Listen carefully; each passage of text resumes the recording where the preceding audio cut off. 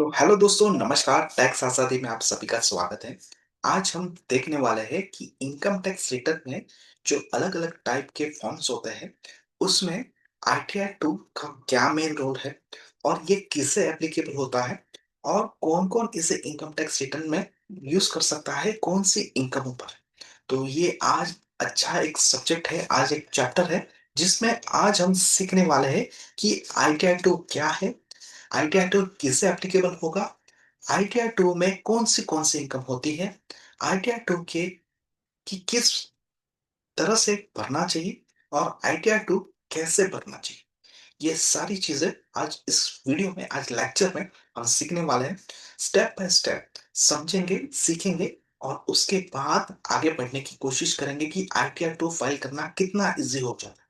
तो चलिए सीखते हैं कि आईटीआर टू क्या है और उसे कैसे हमें भरना चाहिए। तो आज हम देखने वाले हैं कि आईटीआर टू क्या है और आईटीआर टू के लिए पहले हम देखेंगे कि इनकम टैक्स में कितने प्रकार के फॉर्म्स होते हैं, ताकि आप एक्चुअली में समझ सको कि आईटीआर टू कहाँ पे आता है और आईटीआर टू का महत्व क्या है और आईटीआर टू किसे एप्लीकेबल होता है। तो first of all ITR to में जो हम भरने वाले हैं उसके पहले हम ये चीज देखते हैं कि आईटीआर में जो कितने प्रकार के फॉर्म्स होते हैं। तो आईटीआर 1 होता है, आईटीआर 2 होता है, आईटीआर 3 होता है, आईटीआर 4 होता है, आईटीआर 5 होता है, आईटीआर 6 और आईटीआर 7 होता है। और आज हम सिर्फ बात करने वाले हैं आईटीआर 2।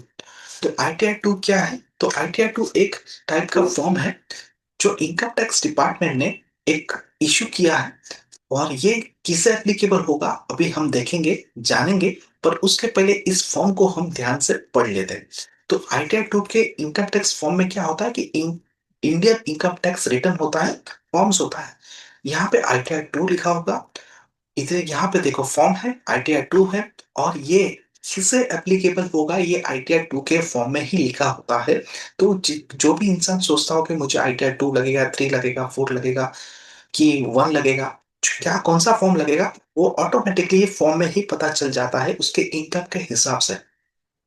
तो क्या बोला है? For individual and HUF not having a income from the profits and the gain of the business और द प्रोफेशंस। मतलब ये इसमें क्या लिखा है? जो इंडिविजुअल है, एचयूएफ है और उसकी इनकम बिजनेस या तो प्रोफेशंस, प्रॉफिट या गेन नहीं हो रहा है, तो ये आईटीआर 4 2 का फॉर्म एप्लीकेबल हो सकता है। अदरवाइज उसको आईटीआर 3 या तो आईटीआर 4 में जाना पड़ेगा, या तो आईटीआर 5 6 7 जो भी उसको एप्लीकेबल होगा, जो भी एंटिटी होगी वो उसको आईटीआर फॉर्म एप्लीकेबल हो जाएगा। तो नॉर्मली क्या होता है, ये आईटीआर 2 एक फॉर्म है, इसमें आपकी बेसिक चीजें होती है। आपका first name, middle name, last name, PAN number, Aadhaar number, individual हो या एचयूएफ है तो एचयूएफ हो, डेट ऑफ बर्थ होगा आपका। आपका यहाँ पे आधार नंबर आ गया, आपका रेसिडेंट एड्रेस प्रूफ हो जाता है पूरा। यहाँ पे आपका मोबाइल नंबर, ईमेल आईडी, ये सारी चीजें नॉर्मल चीज होती है। उसके बाद फॉर्म्स आता है। तो उसमें फॉर्म्स में क्या होता है ये अभी हम आगे देखते हैं, क्या क्या चीजें होती हैं। अब हम देखेंगे आईटीआर 2 किससे एप्लीकेबल होगा। तो आईटीआर 2 किसे किसे एप्लीकेबल होता है? तो आईटीआर 2 तीन लोगों को एप्लीकेबल होता है normally: individual, HUF and non residents of India. HUF का मतलब होता है हिंदू अनडिवाइडेड फैमिली, और इंडिविजुअल तो आप समझ रहे हो, आप और मैं, हर छोटे इंसान जो नॉर्मल नॉर्मल इंसान है वो इंडिविजुअल में गिने जाते हैं।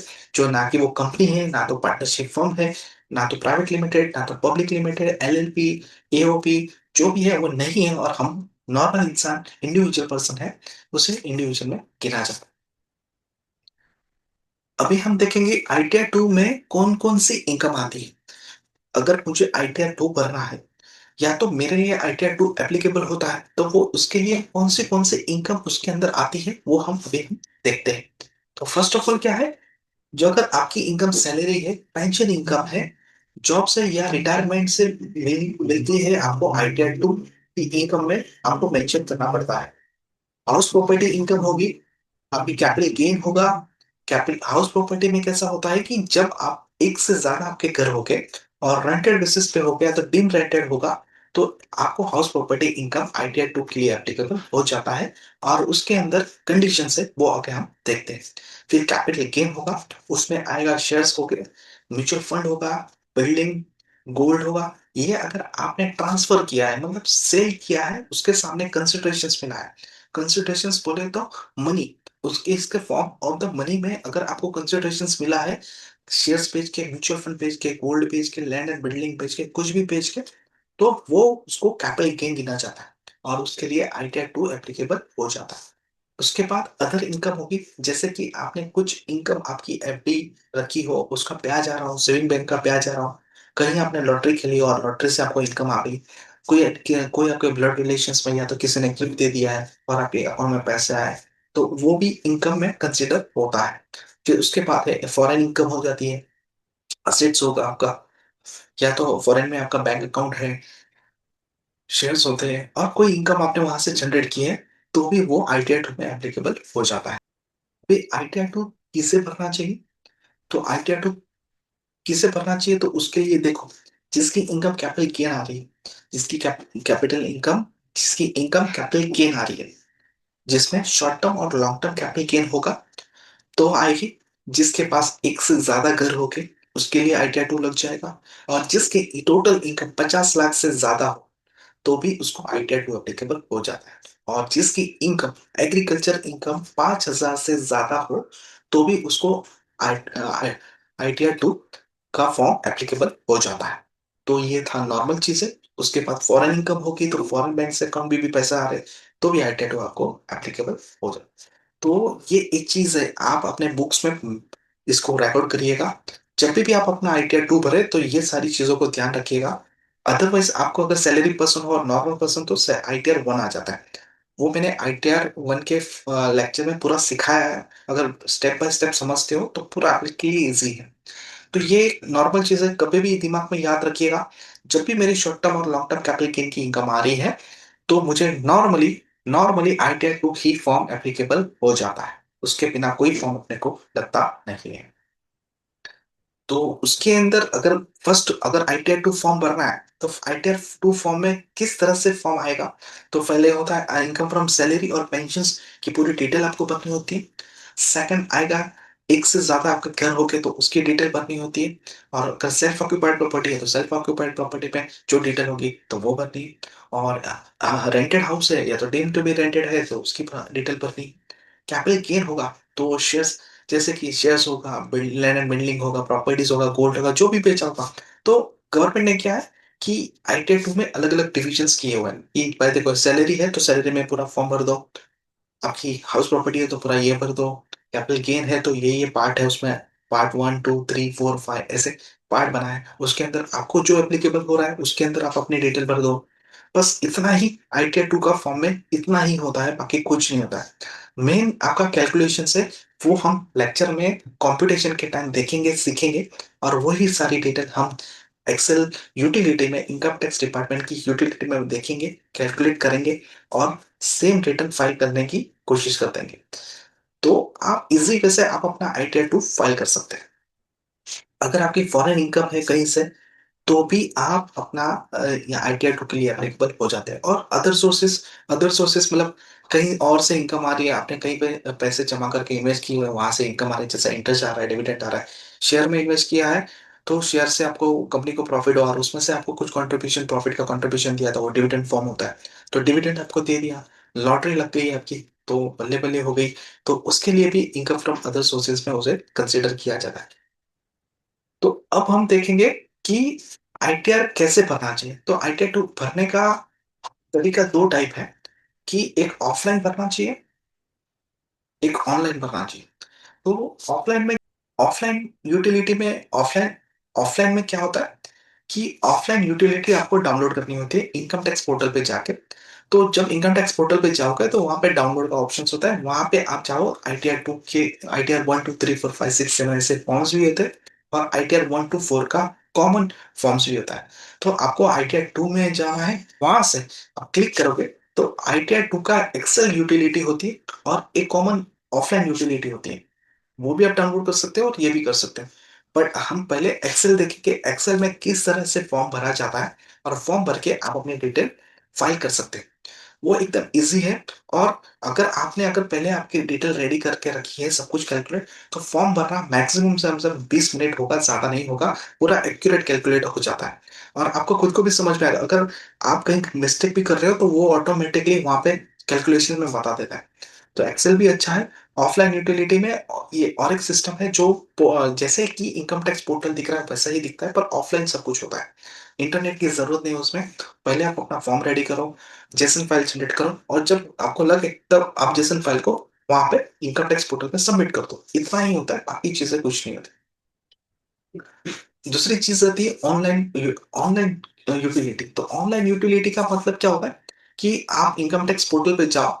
इनकम टैक्स पोर्टल पे जाके जब इनकम टैक्स जैसे आप लॉगिन करोगे, तो लॉगिन करने के बाद बहुत सारे ऊपर एक बार होता है, उसके ऊपर ऑप्शंस होता है। ई फाइलिंग, ई फाइलिंग होगा, तो ई फाइलिंग में फाइलिंग द रिटर्न्स आएगा, उसके अंदर फर्स्ट पॉइंट पे आप क्लिक करते हो, तो फिर आपको वो ले जाता है कि कौन से ईयर का आपको रिटर्न फाइल करना है। तो जिस ईयर का आपको रिटर्न फाइल करना है, वहां पे वो ईयर को आप सिलेक्ट करो। हम असेसमेंट ईयर 25-26 के लिए फाइल करने वाले हैं, तो हम असेसमेंट ईयर 25-26 को हम सिलेक्ट करेंगे।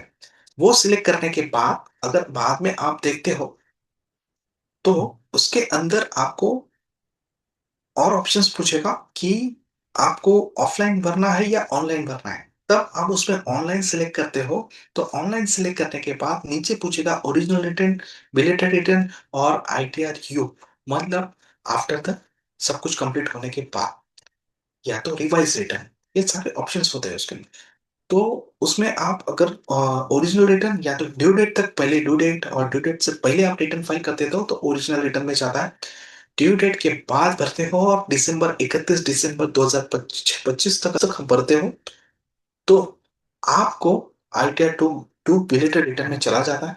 और उसके बाद आप भरने की कोशिश करोगे तो बिलेटेड रिटर्न में नहीं जाएगा, आपको आईटीआर यू का एप्लीकेबल हो जाएगा।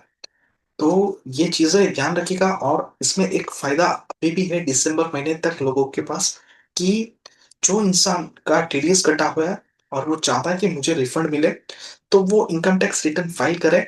और 31 दिसंबर 2025 या तो जो भी साल हो उसके पहले वो रिटर्न फाइल करे। और फाइल करने के पहले, फाइल करने के बाद अपना टीडीएस क्लेम कर ले। उसके बाद आपको टीडीएस क्लेम नहीं मिलता, आप रिटर्न फाइल कर सकते हो, साथ में आपको पेनल्टी कंपलसरी भरनी पड़ती है। तो ये एक चीज है। तो जो इंसान अगर ये समझता है, तो वो या तो टाइम से रिटर्न फाइल करे, या तो रिटर्न टाइम के बाद बिलेटेड रिटर्न तक फाइल करना है, तो उसमें पेनल्टी 1000 से 5000 की पेनल्टी लगती है। तो वो पेनल्टी अगर बेयर करना चाहता है, तो रिटर्न लेट फाइल करे या तो टाइम से रिटर्न फाइल करते हैं, तो उसका बेनिफिट हो जाता है। तो उसके बाद अगर वो पूछेगा कि ऑनलाइन यूटिलिटी में, ऑनलाइन का क्लिक करोगे, आपको आगे ले जाएगा। क्लिक करने के बाद तो उसमें आपको फॉर्म आईटीआर टू सिलेक्ट करना है। सिलेक्ट करने के बाद आपको जो जो उन्होंने इंस्ट्रक्शन दिए है, उसे फॉलो करना है। जो एक्सेल यूटिलिटी में होगा, जो ऑफलाइन यूटिलिटी में होगा, सेम सिस्टम होगा, उसमें कोई चेंज नहीं होगा। बट मैं मेरा मानना है पहले आप ऑफलाइन यूटिलिटी में आपका रिटर्न प्रिपेयर कर लो, देख लो, और उसके बाद आप चाहो तो एक बार वही चीज ऑनलाइन में भी प्रोसेस कर सकते हैं। पर मेरा खुद का ऐसा मानना है कि ऑफलाइन यूटिलिटी से एक बार आप अपना कैलकुलेशंस कर लो पूरी तरह से, जो जो डिटेल डालनी भरनी है, और कुछ नहीं करना है। कुछ बड़ी चीज है नहीं। और आधी तो चीजें ऑटो पॉपुलेटरी हो जाती है। जो चीजें आपको भरने की जरूरत ही नहीं, जो इनकम टैक्स पोर्टल पर 26 ईयर्स में, एआईएस में, टीआईएस में जो चीजें दिखती है, वो ऑटो पॉपुलेटेड हो जाती है। आपको जस्ट वेरीफाई करना है राइट है या रॉन्ग करके। और शेयर मार्केट की इनकम होती है, वो सारी इनकम होती है, वो आप कंसोलिडेटेड भी डाल सकते हो, या तो उसको इंडिविजुअली भी डाल सकते हो। बट वो डिपेंड करता है। पर उसमें कैसा है कि आपके पास कैलकुलेशंस होना चाहिए। जब भी आप शेयर मार्केट के शॉर्ट टर्म लॉन्ग टर्म ये ट्रांजेक्शंस करते हो, तो आपके पास उसका प्रूफ होना चाहिए और पूरा कैलकुलेशंस होना चाहिए। वो हम देखेंगे जब हम कंपटीशन प्रिपेयर करेंगे, तब मैं आपको बताऊंगा कि कैसे वो चीजें प्रिपेयर होती है। और एकदम इजी होती है, उसको बस कैलकुलेट करके रख देना होगा, और उसके साथ अपने अपने पास प्रूफ रखने हैं, क्योंकि फ्यूचर में अपने को कहीं पे कोई तकलीफ ना हो। जब भी अपना वन रिटर्न प्रोसेस हो और 143(1) का ऑर्डर आए, और उसमें कोई डिस्क्रिपेंसी ना बैठे, अगर है तो हम हमारा प्रूफ के साथ इनकम टैक्स डिपार्टमेंट को हम हमारा क्लियर कर सकते हैं। तो उसकी कोई बड़ी चीज नहीं है यूजुअली। तो आगे क्या होगा कि जैसे आप रिटर्न की जो उनकी जो इंस्ट्रक्शंस है फॉलो करोगे, भरते भरते जाओगे डिटेल्स, ऑटोमेटिकली आपका रिटर्न रेडी होते जाएगा। बस आपको फिर लास्ट में कि मतलब 2-3 कंडीशन टिक मार्क्स होते हैं, वो टिक मार्क करने होते हैं, प्रोसीड करना होता है। प्रोसीड करने के बाद ई वेरीफाई रिटर्न्स करना होता है। आपके आधार कार्ड में जो मोबाइल नंबर लिखा है उस पे ओटीपी आता है, उससे आप वेरीफाई कर लो, या तो नेट बैंकिंग से कर सकते हैं, या तो बैंक एक्सेस जो होता है उसमें ये आपको वो उससे भी ओटीपी आता है ईमेल में, और इसमें एक ही ईवीसी बोलते हैं उसे, तो उससे भी आप रिटर्न ई वेरिफिकेशन कर सकते हैं। तो एक ये प्रोसेस है, इसमें मेरे हिसाब से आईटीआर 2 भरने में डरना नहीं चाहिए, आराम से भर सकते हैं। अभी तो ये खाली मैंने आपको एक्सप्लेन किया है, इसके अंदर आपको बहुत सारी चीजें समझ में आ गई होगी।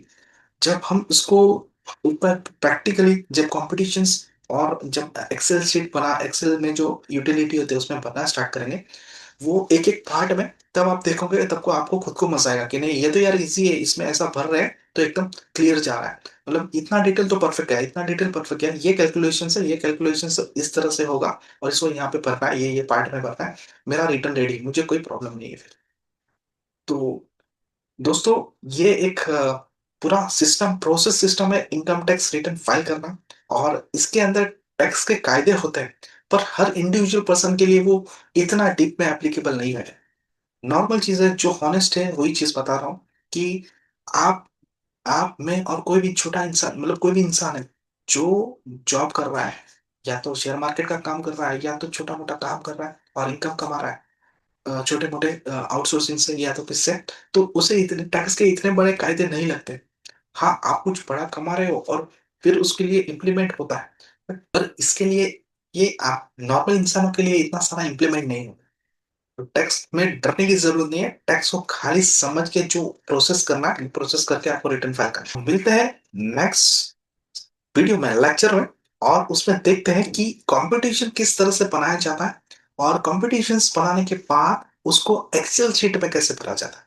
जो इनकम टैक्स की यूटिलिटी होती है, वो ऑफलाइन यूटिलिटी में कैसा रेडी किया जाता है, ताकि आप उसको इजी वे से भर के प्रोसेस कर सको। तो मिलते हैं अब नेक्स्ट वीडियो में, और सीखते हैं कॉम्पिटिशन्स ऑफ आईटीआई 2।